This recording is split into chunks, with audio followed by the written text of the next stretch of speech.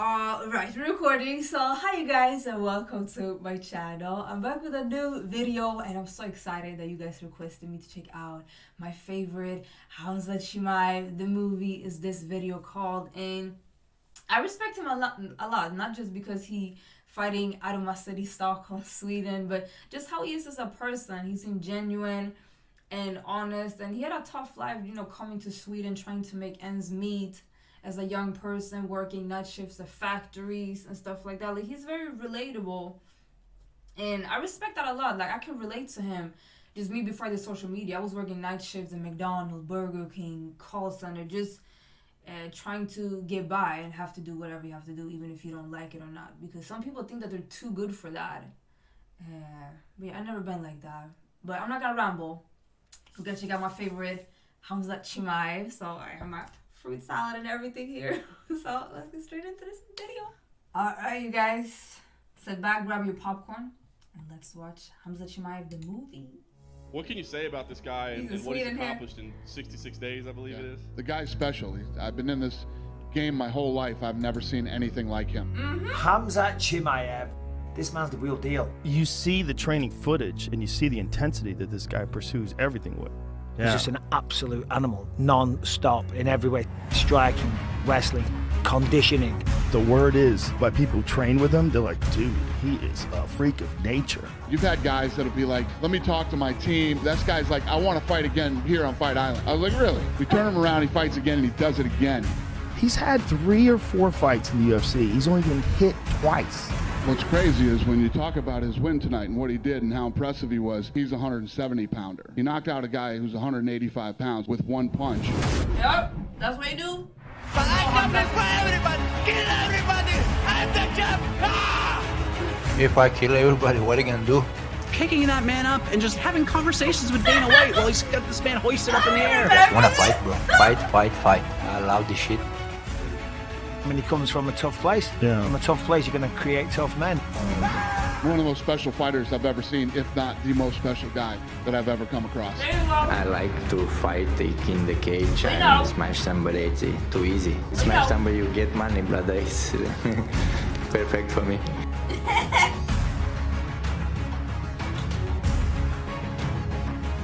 So he's got like this tight-knit team until he goes to war. Then when he goes to war, he just wants to kill everybody. I don't care what I'm gonna do, and I'm gonna go jump in the cage and I'm gonna kill that guy. The thing is, he talks a lot, but he shows it too. With down, I will smash his face. I will stand up, I will knock him out, Don't care, brother. Shit!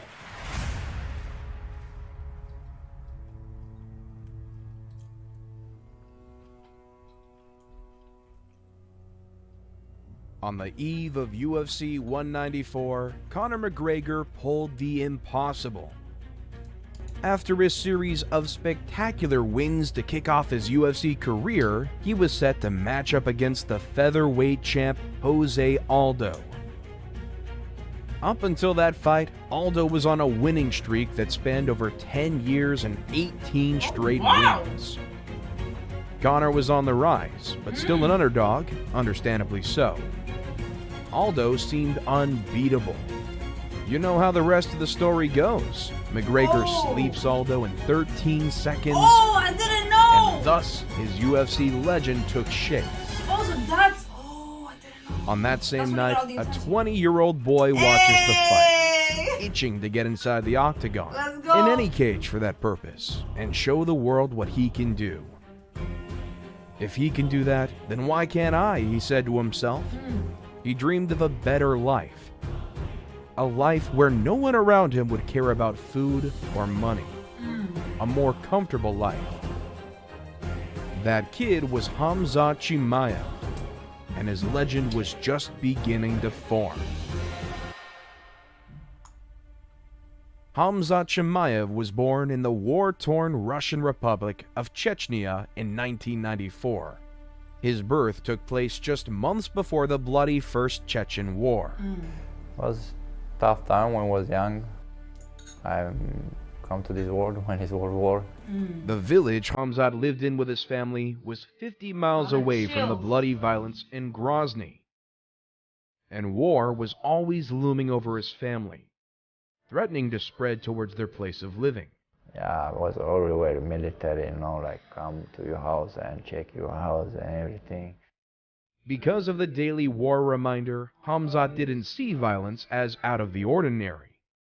He saw it as a way of life. You see these things every day, and it's normal if you're a kid, he said in an interview for ESPN. It's a war-torn part of the world. Horrible place to live. War didn't interfere with his ambitions. From an early age, he took interest in wrestling. Traditional sport in my village is wrestling. Yeah, you have to train wrestling, you have to be tough. If you don't do wrestling when we're kids, they say, like, we joke with the guys who don't come to the training, you girl, like, you know, like. We just read about the Chechenyans. Yeah, we just did. Yeah. They are. Tough fucking That's people, their man. mentality, too. Yeah, it's a very combat sports-driven country. He started training when he was 5 years old and quickly became one of the best junior wrestlers in the country. Like, your body is your tool. Weighing only 18 kilos, like tennis and how you need to buy equipment is expensive. It's only for a certain group. He even fought in the 23 kilos category because he was too small. So he either had to wrestle older and bigger kids or not wrestle at all. Khamzat, being Khamzat, fought those kids. He fought kids in the street as well and often got into trouble. His older brother Artur recalls that after he was beaten up badly in one fight while being held at knife point, Khamzat was so angry that he wanted to kill those kids. He couldn't stand losing, inside and outside of the sport. Still, he pursued his professional wrestling career. His rise to prominence came during the Russian National Wrestling Championships, where he won bronze, becoming a household Chechen wrestling name before turning 18. At the age of 19, he moved to Sweden with his mother and sister. The move followed an earlier migration of his older brother, who was also a wrestler in the Scandinavian country, due to him needing shoulder repair surgery. Our one brother, too, he has like surgery as well. After a while, Khamzat's brother called upon his family to join him. My brother was living here. He told us, like, come here, it's good for us. After that, we stay here. We like it. Thus began Khamzat's journey to MMA stardom. They lived in a small village, similar to the one in Chechnya, minus the war. When we come here, it was like a small village here. They're in Stockholm. When they later moved to Stockholm, they were cramped in a small apartment. Khamzat and his brother in one room, his sister and mother in the other. Living in this one apartment was who? Me and my mom, my brother, sister. Yeah, me and my brother. Now when they film it, they're in central Stockholm. Like me, I grew up in government housing. You know, it's around the city. It's not as nice as... I was sleeping in the same room. My mother and sister was sleeping in the same room. But Khamzat didn't wallow in misery due to his difficult circumstances. He dreamed. He imagined a better life for his family as he strolled around his new surroundings, seeing beautiful homes and dreaming of having one for him and his close ones. It's what we didn't know about Khamzat before. We imagined him to be a ruthless fighter, an emotionless automaton designed to destroy his opponents. Outside of the Octagon, though, he's been showing his other, more emotional side. If you want to understand Khamzat, then you need to understand what drove him to become the fighter he is today. Of course, his relentless pursuit of mastery in the martial arts has helped immensely. Soon, I'm gonna be pound for pound #1. I'm gonna be champion. But it was the love for his mother that made him want to become a champion one day. Become one, as he said, to take the money home to his mother. I will fight absolutely everybody. I will go out and smash all of them. I will make some money and I will take it home to my mom. Finally making her live the comfortable life she deserves. From when Khamzat was a child up until he couldn't make a living on his own, his mother was the sole bread earner in the family. My mom is important for me. That's why I'm working hard as well. Khamzat at first didn't understand what his mother was doing when she refused to eat on certain occasions. Now he knows. She refused to eat out of wanting to see her children eat first. If something was left for her, then she would eat, but not before. She thinks always about us. She wants, you know, it's when I was young, you don't understand why she gives shit food to us. She was waiting for us, we finished the food, and this is things she left, you know, she's eat this one. That is what Khamzat is fighting for. If she's happy, I'm happy. He didn't immediately take to fighting when he came to Sweden. Nope. His brother landed him a job at a poultry factory. I remember something like that, yeah. And he also worked in security. So I always was thinking, always was working. After 1 year of work, Khamzat pleaded to his brother to let him go, so he could pursue something better in Stockholm. But I said to my brother, after 1 year, let me go and try something else in the big city. His brother wasn't happy with this request. Artur wasn't a huge fan of MMA, and he believed that Khamzat was able to secure a safe and good life where he was. Much better than living and working in Chechnya for sure. He was also worried that Khamzat would get into trouble, as he so often did in times past. He was gonna go some troubles and do some push things, and he stopped me 2 years I was there. But Khamzat was set on entering the MMA world. His brother eventually agreed and let Khamzat loose. I find MMA, I said to him, I'm gonna make money. He said, I don't think you're gonna do that, but you can try. Before he started MMA training, Khamzat made sure to assert his wrestling dominance in Sweden, like he did in his home country. He wrestled for the Swedish wrestling club BK Athén, and during his wrestling stint, he easily won consecutive gold medals in 2016 and 2017 at the Swedish Freestyle National Championships at 86 kilograms. In 2018, he won another one, but at 92 kilograms. What was more impressive is the manner in which he did that. He won his matches with a perfect record of 10-0, 10-0, and 10-0 throughout the tournament. In the final, it was the same story, a 7-0 win. His dominant performances made him one of the best Swedish wrestlers. After his dominance in wrestling, the time came for MMA.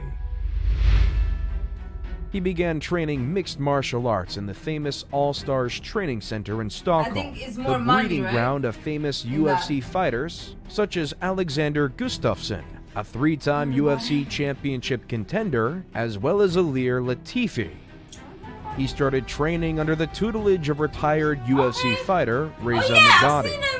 In his chat with Brett Okamoto, Khamzat recalled his first day in the gym, where he quickly started a brawl with 2 other fighters. The first day you came in, what happened? I was boxing, sparring. It was water on the mats, chest pulled down on my one knee, and he still punched me and take out my gloves, I kick in his ass.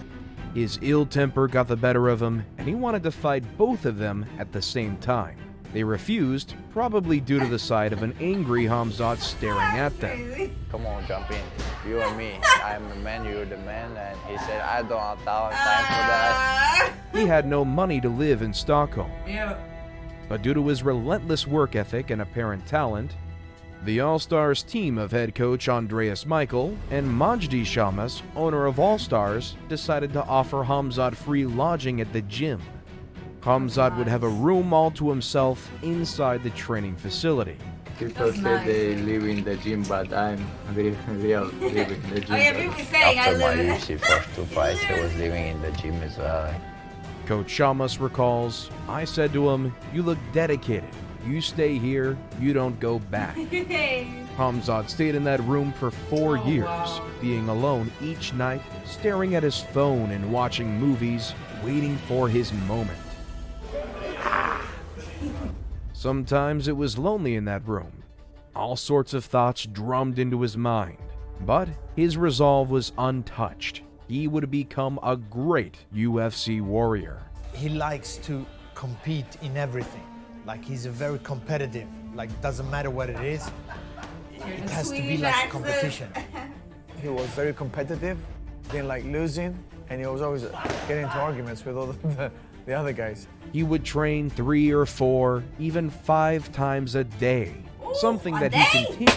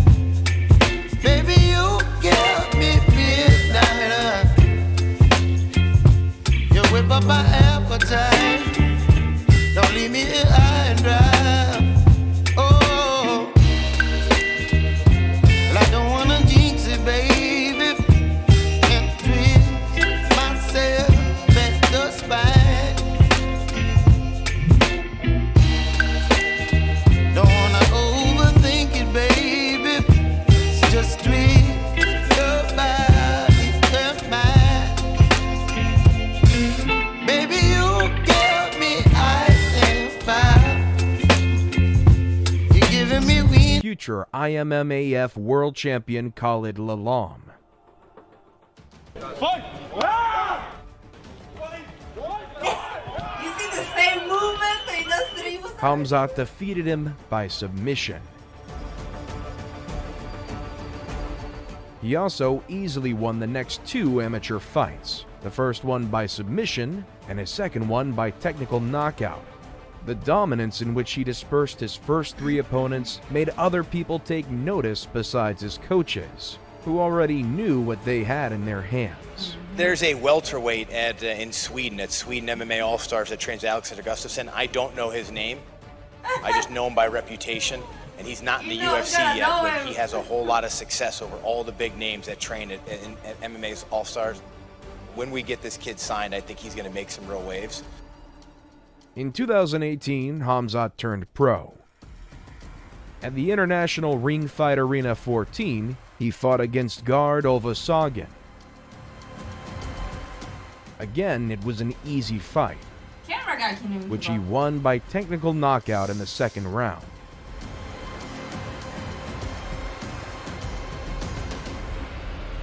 Oh, whoa. Afterward, he matched up with You guys saw the difference? This guy didn't have a scratch. Ole Magner in August 2018 at Fight Club Rush 3. Like a milo. Jeez.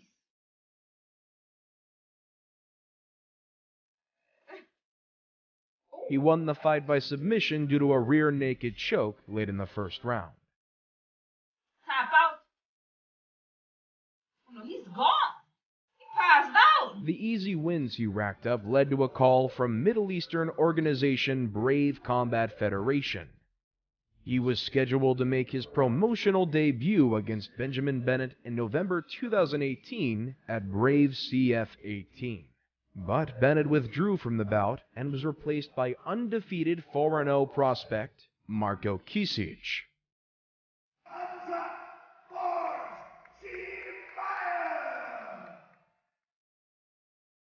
Khamzat had some defiance from Kisic in this fight, who showed a will to compete.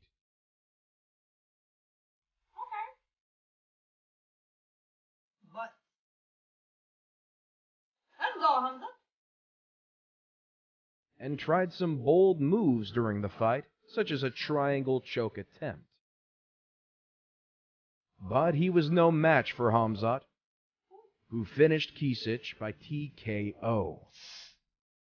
Again, an easy fight. He had a quick turnaround for his next fight. He took the bout against Sidney Wheel on short notice in December 2018, replacing injured Leon Alou. He finished Wheel in 35 seconds in the first round by technical knockout. It was becoming a recurring theme. Khamzat's opponents were simply no match for his strength, his will, and his wrestling. The only thing I want is the belt in 77. The belt is belong to me. After that fight came his biggest challenge up until that point. He was to fight Ikram Aliskerov in April 2019 at Brave CF 23. The fight was his debut at welterweight. Aliskerov was an accomplished wrestler himself and a former Sambo champion. He was undefeated coming into this fight with Khamzat, and everyone expected a tough brawl that would end with one of the fighters unconscious. They were right, but if they witnessed one of Khamzat's grueling sessions at the Allstars Gym, they'd know that it wouldn't be him that would be knocked out. To be fair, Aliskerov showed flashes of brilliance during the fight, exchanging fists, landing some leg kicks, and generally holding his own in the wrestling department, denying takedown attempts made by Khamzat. But then it came. After one exchange, Khamzat dropped Aliskerov in the first round with a vicious uppercut straight to the chin. Aliskerov went down already unconscious. The knockout earned Khamzat Brave's Knockout of the Night award. The Khamzat train kept on rolling with no signs of stopping. His next, and what would turn out to be his last fight for Brave CF, came on October 4th, 2019, against Zwan Dile Hulangwa on the Brave 27 card. Hulangwa also had a perfect record of 4-0 coming into the fight against Khamzat. From the start, Khamzat imposed his dominance. He started the fight with his signature move of feeling the opponent with a leg kick, then immediately diving for a takedown, which his opponents rarely succeeded to deny. After a first round where Khamzat was always on top of his opponent, the second round started in the same way. Only this time, Khamzat took his opponent down by first lifting him off the ground, hugging him, jogging over to his coach's corner, and slamming him on the mat so he could hear his coach dole out advice. Quickly afterward, Khamzat submitted Hulangwa with a Darce choke. After that fight, he was supposed to face champion Jarrah Al-Salawi for the Brave welterweight title in April 2020. Yet, due to the pandemic, the fight was postponed. And then it would be a lucky break for Khamzat, which would lead to his first step towards stardom. Yep. Khamzat's coach has for some time begged the UFC to take a look at his prize fighter. Unbreakable and unbeatable was what he was trying to convey to Sean Shelby and company. We want to choose a weight and go for the belt in that weight. Finally, the UFC would listen.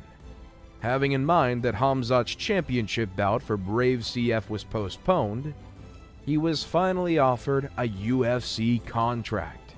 And I checked him out the first time before. It was a short-notice fight to take place in July 2020 on Fight Island in Abu Dhabi. It's cool to see his progress. Which would be the saving grace for the UFC in a time of closures due to the pandemic. He was slated to fight against Welsh fighter John Phillips. Nobody expected Khamzat to start his UFC stint as he did. We know! Slowly getting to his feet, but he's slowly getting crushed in the face. It was an absolute beating that he gave to Phillips, who stood no chance against the Chechnyan. After a first round, which Chimaev simply destroyed Phillips on the ground, grounding and pounding him seemingly with no end, amazingly, Phillips endured. The fight went to the second round, which went similarly to the first one. Khamzat would win the fight by submission. Then he just talks and not stop. Impressively, Khamzat had 124 strikes and received only 2 during the entire fight. Absolute dominance. It was a sign of things to come. Khamzat was hungry and he demanded his food. Only 10 days later, he knocked out Reese McKee in a middleweight bout. It was the fastest turnaround between victories in UFC history. Beautiful work from Chimaev. I mean, this is Khabib-like pressure. Again, Khamzat dominated the entire fight, start to finish, remember, providing first time I heard no about breathing him. room for his opponent. Look at this control You guys commented and from said you need to take out Chimaev here. Swedish Habib. And the numbers that he produced in his first 2 wins were simply out of this world. 124-2 strike advantage in his first, and 68-0 in his second one. Still, the Wolf was hungry. Still, he demanded his next meal to come as soon as possible. How many fighters in the my division? I'm gonna smash everybody. Give me champion, 84 kilos, 77 kilos. I'm gonna smash both. Again, his next opponent would be considered the real test for Khamzat. Gerald Meerschaert is a black belt in Brazilian Jiu-Jitsu, so everyone believed that he would be tough to submit. He was a UFC veteran with 48 fights under his resume, of which 34 were wins. So nobody believed that he would have an easy meal. During the pre-fight press conference, Meerschaert was confident that it would be a difficult night for Khamzat. In any of his fights that I've seen, he hasn't met real resistance. How many times you lose your fights? I take it as somewhat disrespectful, yeah, because I feel like Khamzat's looking past me a little bit. But you think you're a black belt? I have blue belt. I'm gonna choke you out. I'm coming in. I'm the crafty vet. I'm a tough guy, and I'm gonna show him that this time you bit off more than you can chew. Boy, was he wrong. It was Sunday, September 20th, 2020, an empty UFC Apex, in which you could hear a fly buzz over your head. 17 seconds in, the only sound you would hear would be Khamzat's fist cracking Gerald Meerschaert's chin.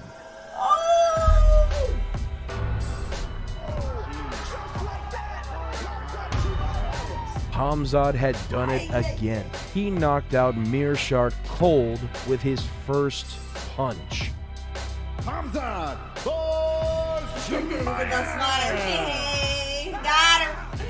The kid was real. Time and time again, critics would be proved wrong. Even Dana took notice and called Khamzat special. A guy like this is the type of guy that you love to watch and follow. This guy is one of the most special fighters I've ever seen, if not the most special guy that I've ever come across. He captured the attention of fans all over the world. They admired him, and opponents feared him. The sky was the limit for Chimaev. Everyone wanted to know more about him. Where he came from, is he human, and who's next?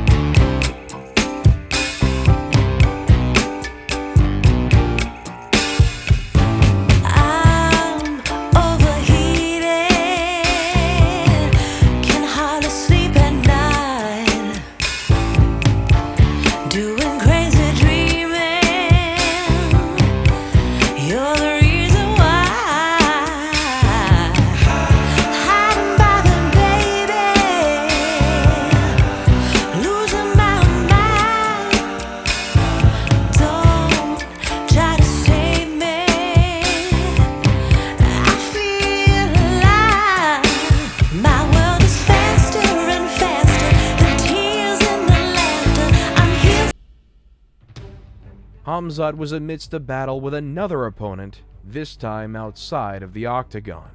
COVID-19 had wreaked havoc on his immunity, and he developed serious complications because of the virus. It forced him to withdraw from the bout against Edwards. Khamzat flew to Las Vegas in February 2021 to receive medical treatment. Yet, only weeks later, he abruptly announced his retirement on social media in March. This caught fans and critics alike off guard, including UFC President Dana White, who quickly reacted and flew Khamzat into Vegas to receive proper medical treatment.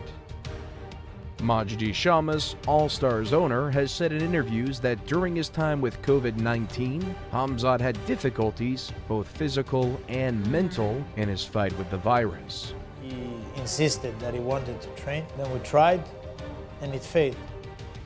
Khamzat even told Shamas that he thought he was going to die. Admittedly, part of the fault for the lingering complications lay at Khamzat, who, despite the serious health issues and the doctor's recommendations, continued to train.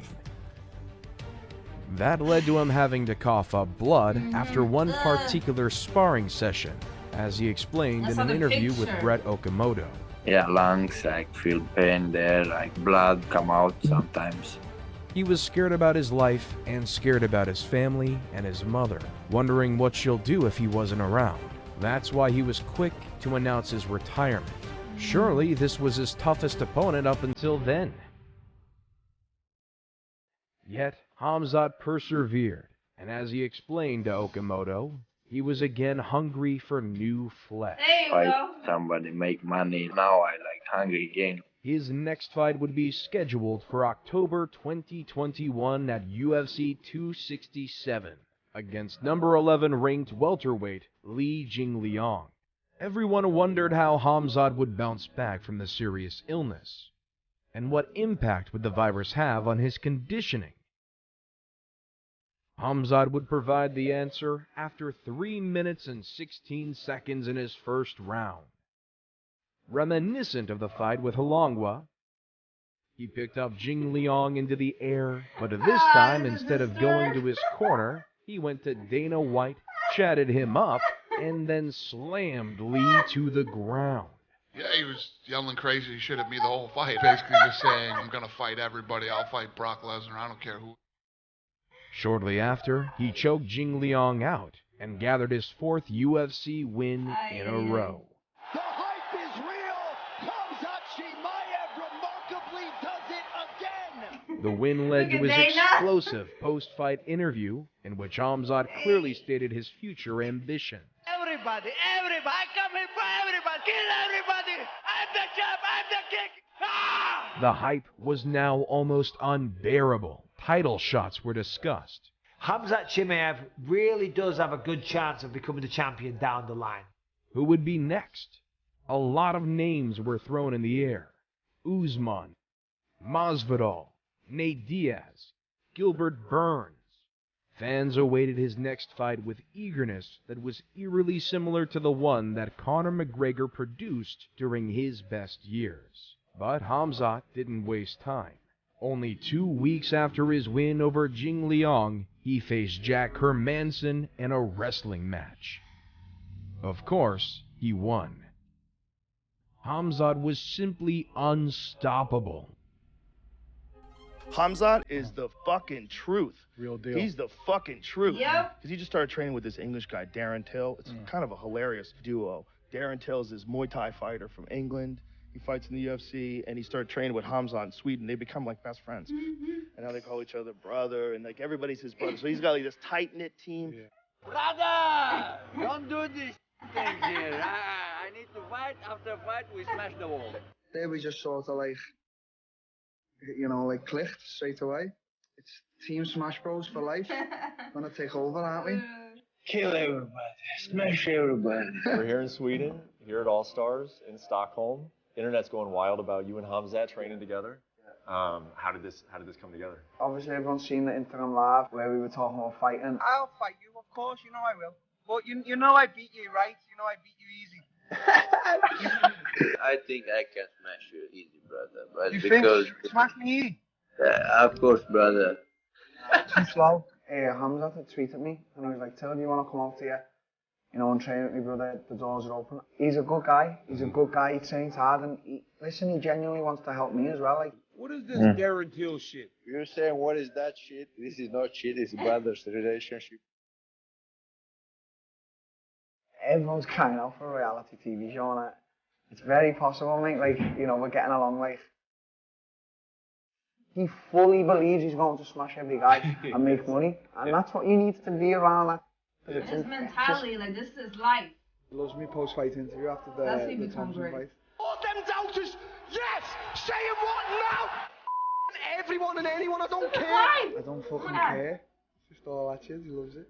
So he keeps saying it to me now, and I think it hypes him up a bit. The people that he trains with, he's like, they're brothers. He would never fight them.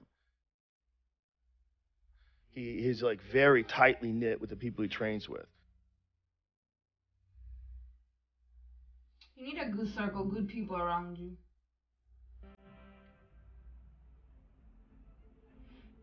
I'm become the now. I hit everyone.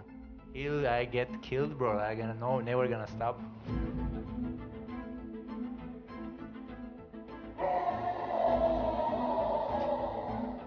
But I do believe he's the most scary contender we've had for a while because there are just so many unknowns. That was one of the things that was most intimidating about Chimaev. It's his attitude. The fact that he's calling out 2 and 3 badasses at a time and sincerely does not care. Just send me location where is Usman. He's too slow, brother. I can't take that belt today. Chimaev's called you out. Chimaev's talking about becoming a triple champion. He hasn't even won a single belt yet. What do you think of this guy? I don't have to take him seriously till I have to take him seriously. The fact that he is willing to change weight classes on a week's notice, and these aren't just words, he'll actually go do it. The guy is so dominant, so confident, wants to continue to fight every weekend. Khamzat has this persona, almost like Superman. Like he can walk on water, like he can walk through the opposition, like no man alive can challenge him at all. I remember saying last year that I thought in a year he'd be fighting for the belt. Of course, COVID took things, a little bit down a different path, but we're back on that track. Only 7 months after coming off a respirator that he himself said he thought was going to cost him his career and possibly his life. He's so fucking good, it's terrifying. He's so good, it's terrifying. 4 fights in the UFC, he's been hit twice. He has more victories in the UFC than he's been hit. He is the future. The kid's legit, he's real, and he knows it, and I love it. Well, what do you make of Khamzat Chimaev's rise in the UFC, and do you see him as a future champion? Yeah, I do. He's got that commitment, he's got that talent, obviously development technically. I see guys coming up similar parts of the world that it's not an accident that they have that mindset, that they have that warrior mentality. Where he comes from, you're born to be a warrior. It's an honor to behave that way. It's an honor to behave that way. If he were to fight Kamaru Usman this month, what do you think that fight would look like? I think you put Kamaru Usman to sleep, honestly. We've seen stars emerge very quickly. Conor, Israel Adesanya, just to name a couple. Have you ever really seen anything quite like this rise? No. Khamzat Chimaev, he's the most incredible prospect that I've ever seen in the UFC. Chimaev is as good as advertised. When you get into the top 5 in the UFC, no joke, man. And especially in that division. I mean, that division is straight killers. But that's what happens when you break into the top 5 in the world in any of these weight classes. You are going in against the absolute best in the world. Okay, I know Khamzat don't care. He's like a hungry lion, just wanting to let him go in the cage against whoever, doesn't matter. After a few months of speculation, finally the decision was made. Khamzat would face number 2 welterweight contender Gilbert Burns in the main card of UFC 273. Compared to his other opponents, Burns would be a serious test for Chimaev.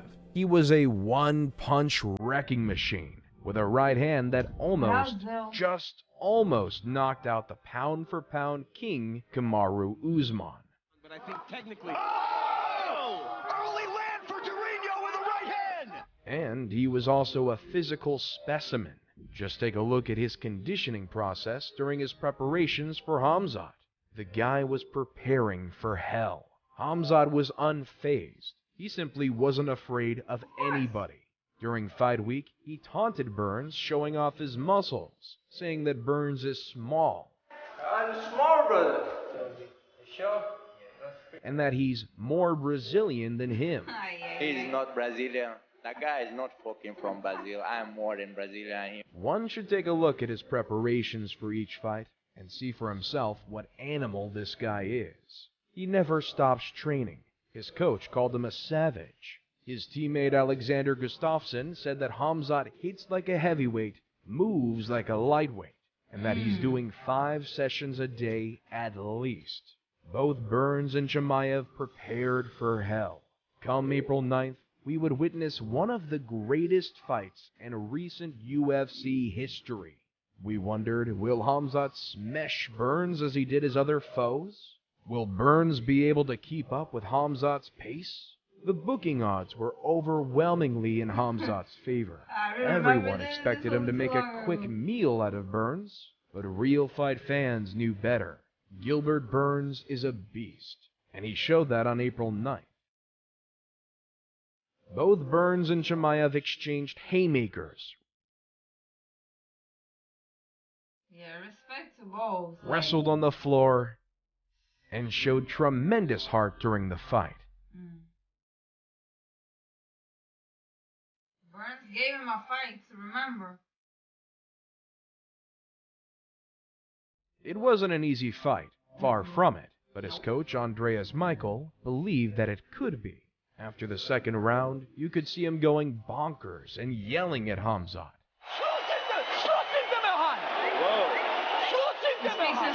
Afterwards, we would understand what the fuss was all about. He was fuming that Khamzat didn't take his time and use his jab more. He believed that it would lead him to an easy win. And I go off and I just did like this and he said, do not fight with him, box with him, use your fucking jab. Khamzat himself said that he didn't follow the game plan and that he wanted to get the flashy knockout as he promised to fans before the fight. I was too excited to knock him out, you know. I was like, next time I'm gonna work a little bit smarter. Chimaev didn't destroy Burns in his usual fashion, but he did get the unanimous decision win.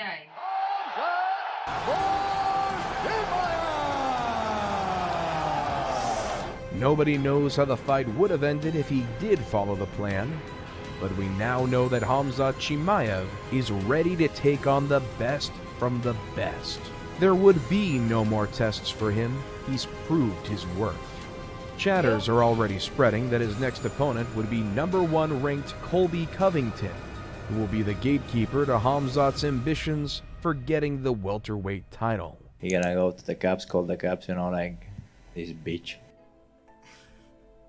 In the lead-up to the fight against Burns, Guram Kutataladze, a fellow MMA fighter that trains with Khamzat, said that fighters are broken and that maybe they don't have anything else to do.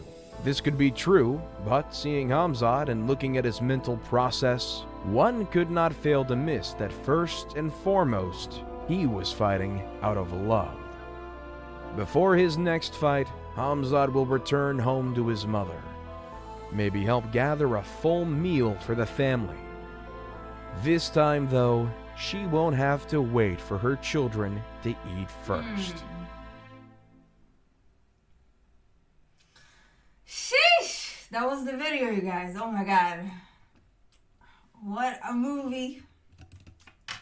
No, this was a good one. It definitely described all parts of his life, kind of, you know, a little bit here, a little bit there. I liked it though.